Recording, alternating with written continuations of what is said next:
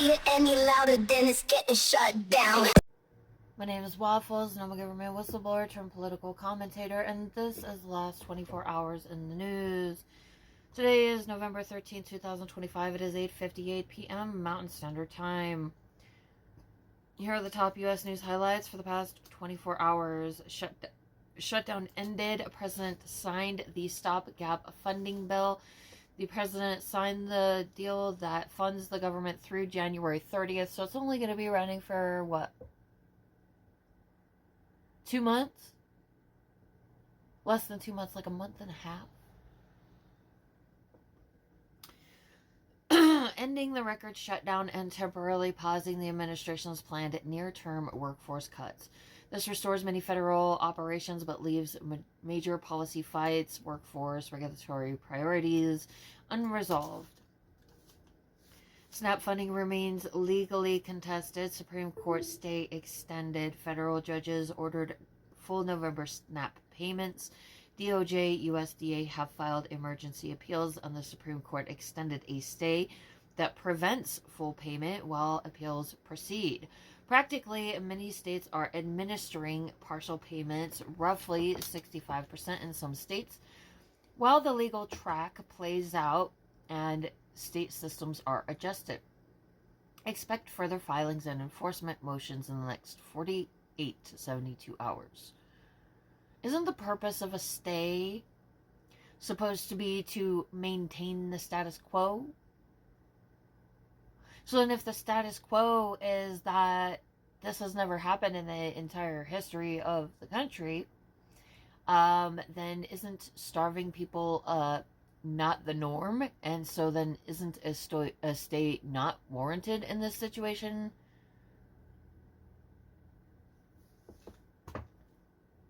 I seen a video by somebody else a little bit earlier that's like, okay, well, if the if the administration is taking actions specifically just to protect one specific person, isn't that obstruction of justice? Isn't that a high crime? So then the judges that are doing these very bizarre, irrational stays in the courts that are causing harm, I think it should be held accountable for doing such things. That's just my opinion. But it's really fucked up. Portland deployment court continues to curb federal troop deployments. A federal judge ruled the administration illegally ordered National Guard troop deployments to Portland under the facts presented and permanently enjoined the deployment in that posture. DOJ is appealing. That ruling is the most concrete judicial limitation on the administration's effort to federalize domestic deployments in recent weeks. Pentagon National Guard Quick Reaction Forces continue to be stood up as a civil liberties risk. The Pentagon has ordered states to form QRF units trained for civil disturbance and crowd control with a nationwide capability planned by early 2026. Critics, civil liberties groups, and veterans warn this institutionalizes a federal rapid response capacity and risks militarizing domestic protest responses. Judicial decisions such as Portland remain the principal check, but the program's buildup is operational and ongoing. Administration threats, legal pressure towards civilians and politicians, coercive leverage via benefits and removals remains in an active administration tactic. The administration's use of benefit timing, SNAP, and aggressive removal appointment stance towards independent agencies. See the Copyright Office removal petition on the SCOTUS docket. Are operating as political levers that have immediate human impact and institutional independence consequences. Expect coordinated state AG and NGO litigation pushback. Section 232, the new tariffs, the tariffs that Trump's now trying to get away with since he can't get away with doing tariffs under IEEPA. Section 232 tariffs are being deployed as industrial policy. Trucks, buses, and parts. The The administration used Section 232 National Security Authority to impose large duties on medium and heavy trucks and parts and provide production offsets, a structural shift towards using security law for broad industrial reshoring that raises consumer price, supply chain, and diplomatic retaliation risks. CFPB and other regulatory rollbacks remain a looming risk to consumer protections. Reporting shows the CFPB intends to propose narrowing certain fair lending protections, a regulatory rollback that could increase credit market risk for disadvantaged communities and widen inequality exposure. Air travel and ATC, air traffic controller, fragility persists through the shutdown that is ending. FAA mandated phased flight cuts and controller absenteeism produced thousands of delays and cancellations earlier this month. As staffing normalizes, the DOT and FAA are negotiating caps on cuts, but the sector remains fragile and vulnerable to further operational shocks during holiday travel. Expect spot cancellations and route changes to continue while systems rebalance. Ports and freight proxies import volumes steady week to week, but indicators show softening. BTS port proxies and private trackers show overall TEU flows roughly steady in the short run, but rising container dwell items and softening port industrial vacancy in gateway markets, an early signal of weakening goods demand. That feeds into the goods rescission risk on trade and employment.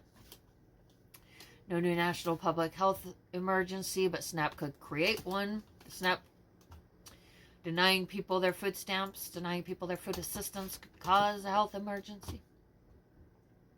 Tariff and industrial moves carry diplomatic risk. Section 232 measures trucks, buses, and parts and tariff negotiating posture, e.g. talks with Switzerland, will provoke foreign pushback and may trigger WTO disputes or retaliatory duties, each with trade and broader geopolitical consequences.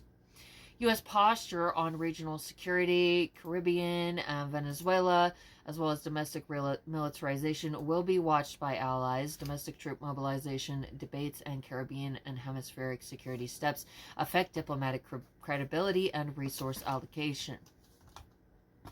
Portland deployment litigation remains a major active docket. DOJ appeal pending. The district court's final order constraining deployment and related filings remains the pivotal recent decision. SNAP litigation, emergency appeals to the Supreme Court, and enforcement contempt threat filings are active. This docket is likely to produce compliance filings and public records from USDA and DOJ in the coming days. The president signs a bill to end his historic government shutdown that was completely fucking pointless and used as a means to abuse the American people. It's only going to be open and funded through January 30th, where we are probably likely to experience the same thing all over again. Supreme Court extends stay blocking full SNAP payments as appeals proceed. The Supreme Court is now the ones who are literally starving the American people. Who's the fucking judge on this shit? Looking at NPR, the Senate has approved a bill to end the shutdown, and the House of Representatives could vote on it as early as Wednesday.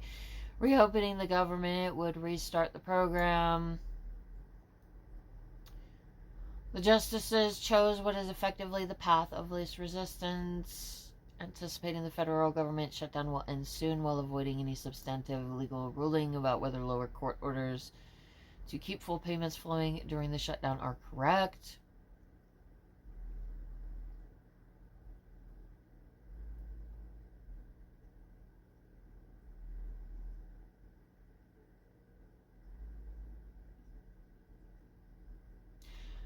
Somebody named Jackson is the one who signed the order temporarily freezing people's food assistance. Justice Brett Kavanaugh wrote the majority opinion for the Supreme Court's 5-4 decision in early November 2025, allowing the USDA to starve people.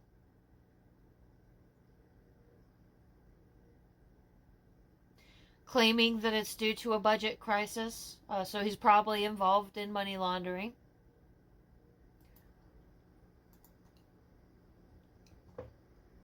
This is the asshole that is gunning to starve Americans because he's most likely involved in money laundering.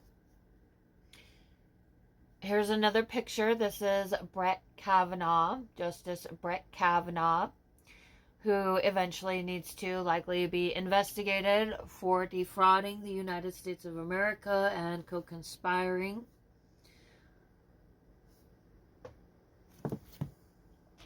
So there was a temporary hold, and then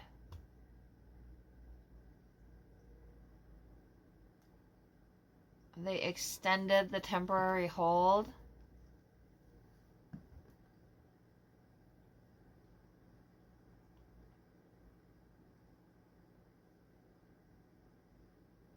Their specific involvement, as far as all the justices involved, all 8 of them, that'd be Roberts, Thomas, Alito, Sotomayor, Kagan, Gorsuch, Kavanaugh, and Barrett. Their individual opinions or involvement are not specified. It has not been made public. And this tells me the issue became moot when the government shutdown ended and funding was restored. Oh yeah, has funding been restored? Let me check my account.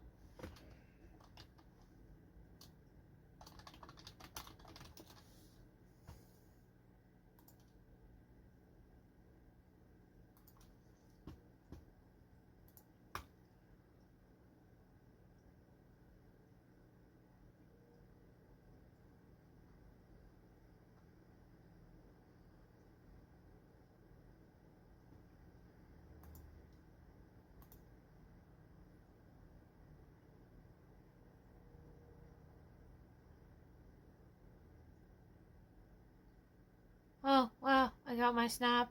Holy shit.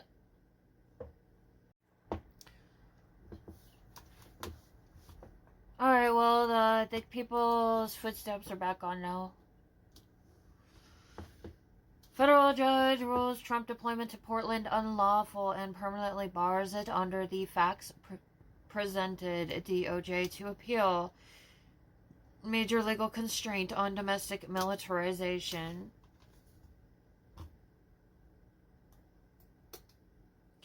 DOJ, U.S.A. emergency SNAP appeal briefs and Treasury OMB contingency fund accounting on SNAP. This is like instructions on continued reporting. We're going to skip that. State DMV NLETS access. Congress asks states to block ICE queries. What happened? A letter from lawmakers, including Senator Ron Wyden, flagged that many states are inadvertently allowing ICE and HSI to query state DMV data via the NLETS network. Hundreds of thousands of queries were logged. Lawmakers are urging governors to block or audit access. This is a mass surveillance and civil liberties vector with chilling effects on immigrant communities and protesters. It's also a potential source of politically motivated enforcement if data flows are not controlled. Port of Los Angeles real-time dwell time spike. POLA, P-O-L-A, it's an acronym. POLA's latest import containers by dwell time and operations report November 12th and 13th show rising 9+ day dwell volumes on terminal dwell averages, an early sign of port congestion and weakening throughput dynamics. Why it matters: increased dwell time plus a rising 9+ day containers can indicate bottlenecks, warehousing stress, or soft demand that later shows up in trade and retail weakness. It's a leading indicator for supply chain and consumer price pressure. FAA flight cut guidance softened, internal industrial fallout. FAA revised the planned flight cut maximum, airports not forced beyond 6% after short-term controller staffing improved. Airlines are still managing last-minute route cancellations. Internal FAA letters to carriers and union briefings exist. Why it matters: the letters show operational contingency thresholds and which routes and airports are prioritized, critical for travel safety and consumer impact reporting. DOJ withdraws, changes SNAP, Supreme Court filings, litigation strategy. The DOJ and administration has recently altered its Supreme Court state application strategy. Reports show withdrawal or revisions as the funding picture changed. This is affecting legal calculus around SNAP distributions. Why it matters: the filings and withdrawals show the administration's litigation posture and the exact legal grounds it uses to block permit benefits, permit benefits, critical to hold officials to account for harm to beneficiaries.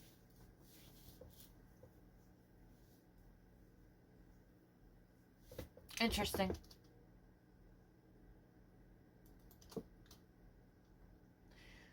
National Guard quick reaction memos, state replies and procurement lists emerging. What happened? Implementation memos leaked, and agency directed formation of QRF units. Several states have replied with procurement requests and training schedules. Some include specific non-lethal or less lethal equipment lists. Why this matters: the ROE drafts and equipment lists reveal how the Guard is being configured for domestic crowd control, oversight, doctrine and contractor exposure in all pay. CFPB moves to narrow disparate impact. And SPCC rules. Civil rights risk. Yeah, of course, Donald Trump, if he is literally engaging in financial crimes, looting the American people, of course he's going to make it so that people can't pursue disparate impact. Because believe me, when I started building my case all the way back in 2023, that was part of the premises for me pursuing damages because the motherfucker's been looting the government. So of course he's going to try to repeal that. And I'm just going to say, I see in no way or reason that it should be acceptable that people should pass laws in order to engage in criminal activity. If laws are being passed in order to engage in criminal activity and get away with criminal activity, then those laws are part of a crime and, in my opinion, ought to be considered illegitimate. CFPB moves to narrow disparate impact and SPCC rules, civil rights risk. That's when the government does something that harms the people and the people are able to sue because the government is doing harm. That's what disparate impact is. Donald Trump knows that he's harming people. He knows that what he's doing is wrong, and that's why he would try to get rid of something like this. These guys are engaging in financial crimes, and that's why they would try to get rid of something like this. The CFPB signaled proposals to de-emphasize disparate impact under ECOA and narrow special purpose credit programs. An incremental change now publicly posted in rule-making notices. This is a regulatory rollback with direct downstream effects on lending access for minority and low-income borrowers and an area for ripe legal challenge. Yeah, so disparate impact is when people sue for harms that were done from reckless behavior. That's what that is. Commerce and BIS quietly finalized rescission of Biden-era firearms. Essentially, the Trump administration is... Commerce and BIS quietly finalized rescission of Biden-era firearms. The Trump administration is attempting to encourage weapons trafficking to nations that would normally not be considered acceptable. BIS posted notice rescinding parts of a prior interim firearms export control rule. The change was posted in official BIS FR materials, that is according to the Bureau of Industry and Security. Regulatory rescissions can open export windows, affect industry compliance, and signal political influence on national security-linked export controls. Well, yeah, let's complain about the cartel and then give everybody guns in foreign nations, right?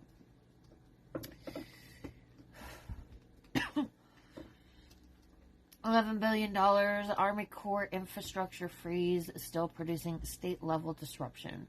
What happened? Internal OMB Corps pausing of $11 billion in projects previously reported continues to ripple into state procurement and local contractors and some state DOTs are flagging immediate job and timeline impacts.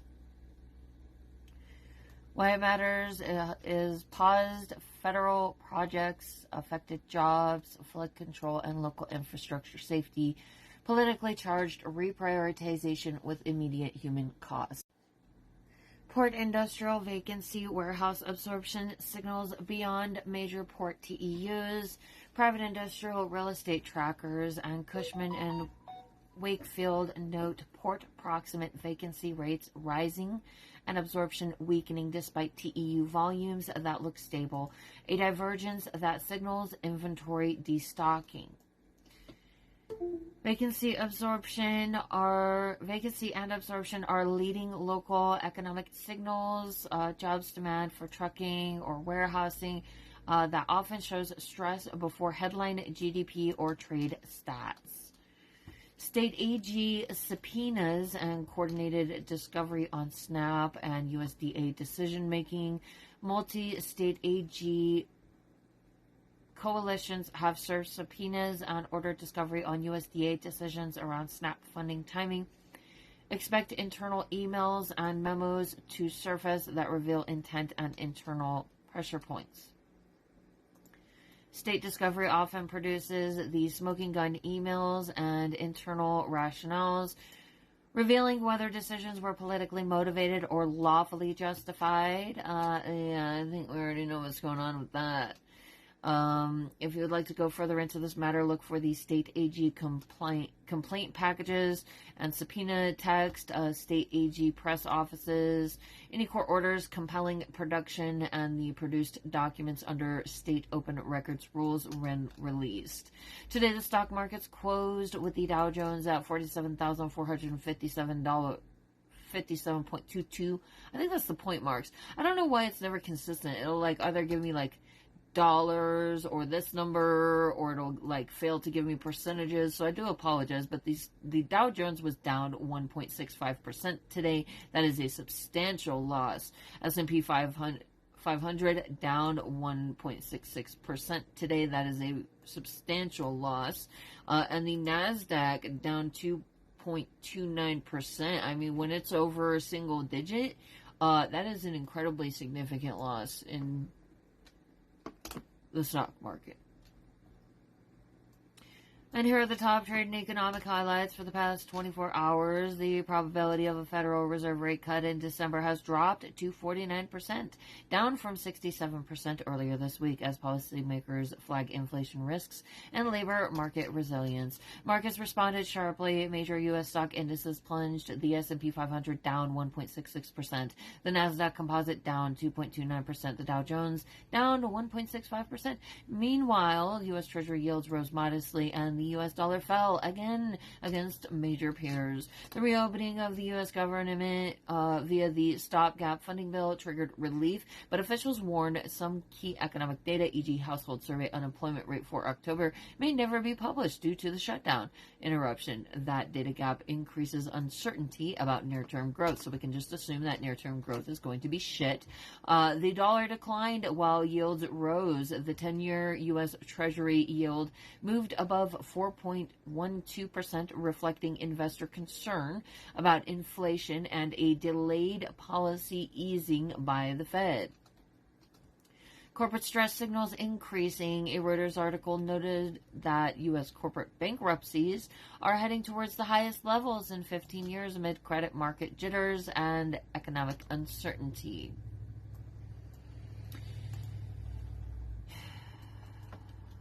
Got economic indicators that don't look good. U.S. container imports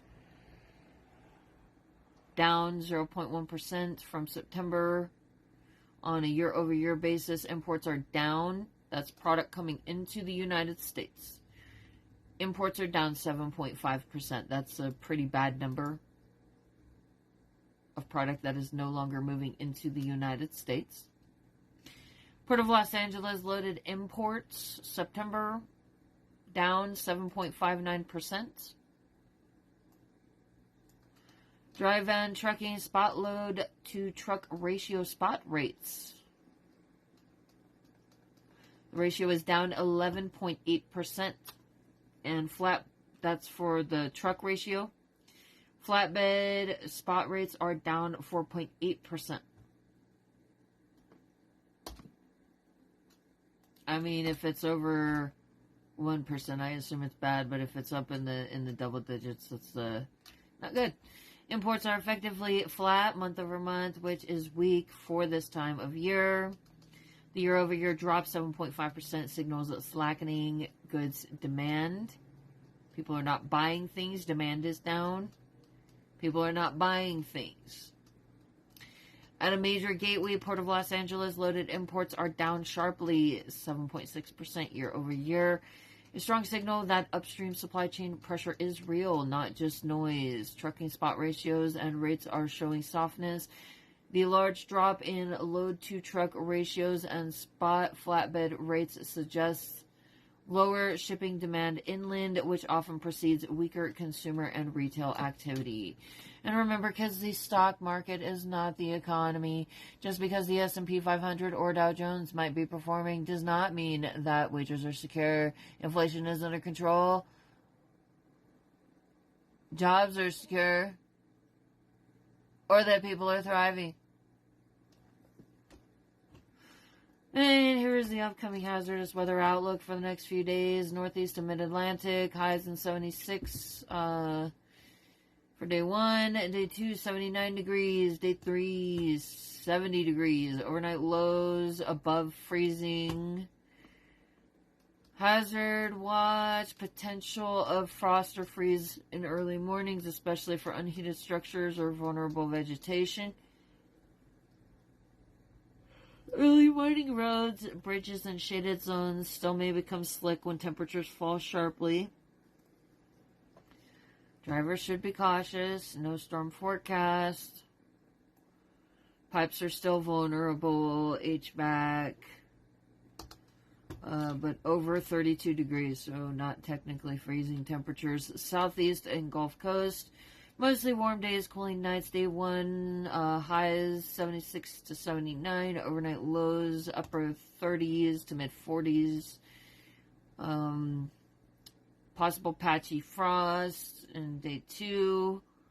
Coastal and estuarine zones may see fog or reduced visibility in early mornings due to radiational cooling plus moisture. I did not know that was a word. Outdoor vulnerable populations should prepare for chilling nights, even if the days are warm. Midwest and Great Lakes outlook. Daytime highs in the 70s, overnight lows in the 30s to near 40s. Cold overnight temperatures, though not extreme, could lead to frost and freeze in open rural zones. Farms, livestock, vulnerable. Pipes should prepare. Early morning travel risk, possibility of slick spots and shaded pavements. Cool overnight. No major precipitation or storms expected. However, rapid cooling remains the principal hazard.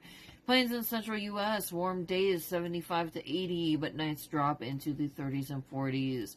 Hazards watch. Nighttime freeze risk is moderate, particularly for uninsulated agricultural systems and equipment. Dry conditions. If winds pick up, there remains a possibility. Dry conditions. If winds pick up, there remains a possibility of blowing dust in open plains, which could reduce visibility on highways or farm access roads. No major storms currently, but keep an eye for model shifts or wind and dust hazard. Southwest and desert southwest. Days remain warm, 70s to 80s. Nights begin to cool significantly. Hazard watch. Overnight lows dropping into 30s and 40s in some desert basins and higher elevations. Frost and freeze risk for sensitive vegetation. Outdoor pipes and outdoor workers should take some consideration for these things. Dry vegetation and cooling nights increase potential for fire risk. If any ignition or wind, remain alert, especially in brush and grassy areas. Outdoor operations, construction, irrigation, etc. should prepare for large diurnal temperature swings. Northwest and Pacific Coast outlook mostly dry for the next 3 days. Days mild, nights cooler inland and at elevation. Hazard watch, inland mountain zones, risk of patchy snow or icy travel in higher elevations during nights or early mornings. Coastal and ridge zones possible gusty winds, especially late nights. Secure loose outdoor items and plan for travel on exposed routes. Inland valleys overnight, frost and freeze risk. Vehicles and water systems should be ready. And here are the top international news highlights from the past 24 hours. BBC leadership resigns amid editing controversy. The BBC's Director General and its head of news stepped down after accusations of biased editing of a speech by Donald Trump. The resignations follow intense public and regulatory pressure in the UK and have raised questions about media independence and public broadcasting governance.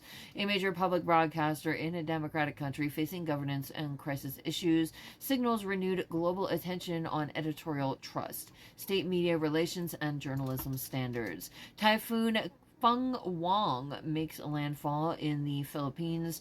The storm hit northern Luzon with sustained winds near 185 kilometers per hour and gusts up to 230 kilometers per hour. Evacuations are underway. At least 2 fatalities have been reported, and considerable damage to infrastructure and agriculture is expected. A major climate and disaster event with regional humanitarian implications, supply chain and logistics interruptions, especially for exports and shipping in Southeast Asia.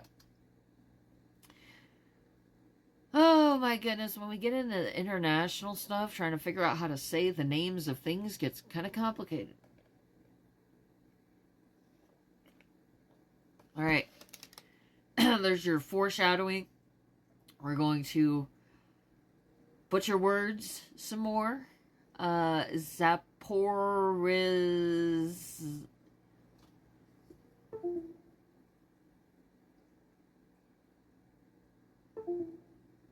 I just can't. I can't with this. Take a moment and try to pronounce that word.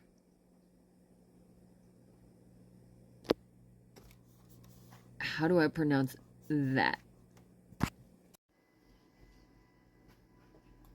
The Borneo region intensifies as key front. Yeah,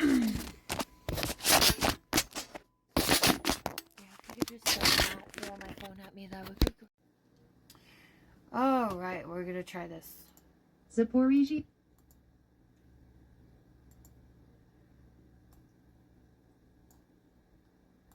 Zaporizhia region. Okay, Zaporizhia region intensifies as key front line in Ukraine war. Ukrainian military officials report sharp deterioration in the battle zone within Zaporizhia. Russian forces are advancing amid fog and terrain advantage, raising risk of broader escalation. A critical front in the Russia-Ukraine war. Shifts in this region may prompt new Western aid commitments, supply chain impacts, energy and grain, and broader NATO responses. Darfur atrocities escalate. Women report mass rape and children missing. UN Women's Agency reports describe women fleeing Darfur who say relatives were killed, they suffered sexual violence, and children disappeared after the capture of al-Fashir by the RSF.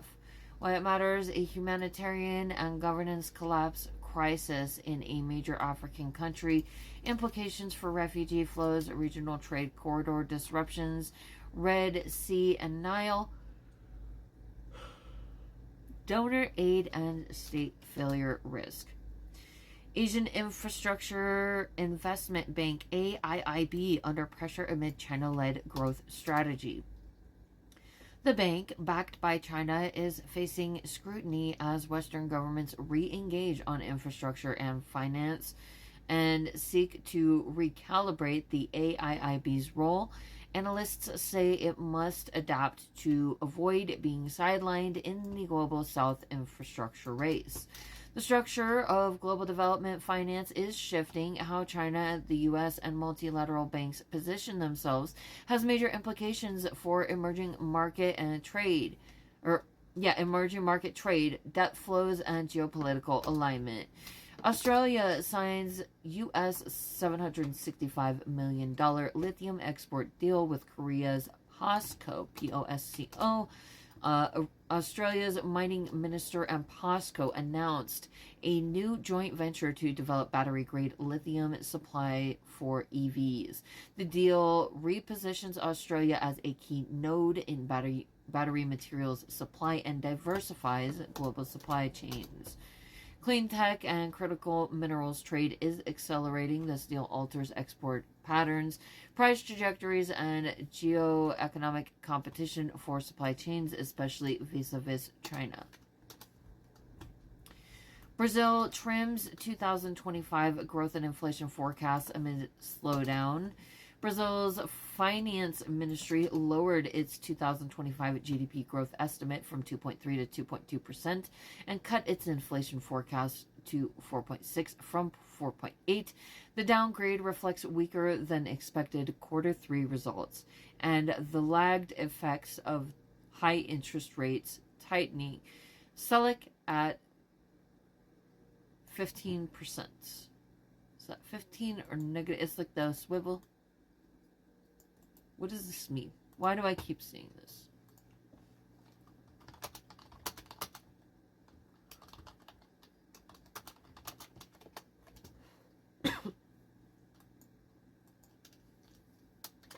I think that's just 15%.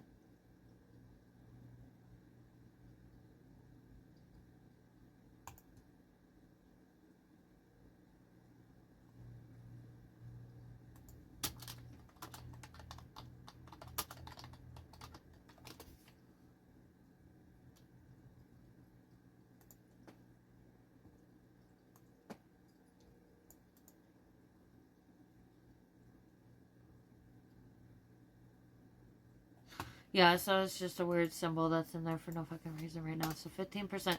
Why it matters is Latin America's largest economy. Brazil's slowdown ripples across the region. Trade, investment, commodity demand for U.S. global and business markets.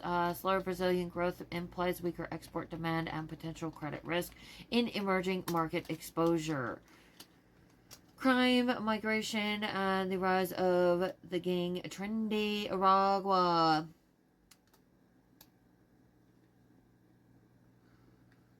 According to Reuters, it says that this dominates Chile's upcoming election.